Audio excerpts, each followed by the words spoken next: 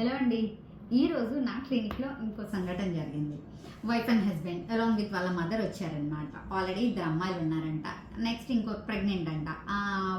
ఆయన అడగడం, madam already నాకు 2 అమ్మాయిలు ఉన్నారు, సో నేను చదివించుకోలేను, ఫ్యూచర్ వద్దు, మళ్ళీ అమ్మాయి అయితే ప్రాబ్లం, ముందేమైనా తెలుస్తుంది, ఏమైనా చేయించుకోవచ్చా అని ఇలా మాట్లాడుతుండగానే వాళ్ళ అత్త హైపర్ అయిపోయింది. అసలు ఈ పిల్లని మేము చేసుకొచ్చాం పెళ్ళి, ఈ పిల్ల వల్లే మాకు అందరు అమ్మాయిలు పుడుతున్నారు, వాళ్ళ ఫ్యామిలీలో అందరు అమ్మాయిలు అలా ఇలా అని చెప్పేసి. సో నాకు అర్థం కాని విషయం, ఇప్పుడు ఎడ్యుకేటెడ్స్ కూడా అలాగే ఆలోచిస్తున్నారు, ఏందో అమ్మాయి వల్ల మిస్టేక్ జరుగుతుంది అని చెప్పేసి. లిజన్, లేడీస్లో ఎక్సెస్ క్రోమోజోమ్స్ ఉంటాయి, జెంట్స్లో XY ఉంటాయి. లేడీ నుంచి ఎక్స్ వస్తే ఫాదర్ నుంచి వై రావాలి, అప్పుడు అబ్బాయి పుడతాడు.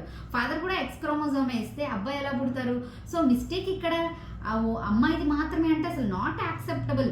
అదంతా క్రోమోజోమ్స్ మీద జెంటికల్గా డిపెండ్ అయి ఉండేది. మీరు ఏదో ఫ్యామిలీ నుంచి చేసుకొచ్చాం, ఆ అమ్మాయిది తప్పు అంటే అసలు అది యాక్సెప్టబులే కాదు. ఇంకా ఎక్కడ బతుకుతున్నారు అమ్మాయిలు? ఎంతో దూరం చదువుకుని వెళ్తుంటే మీరు ఇంకా అమ్మాయిలు వద్దు అంటే I really pity on this type of people. Thank you.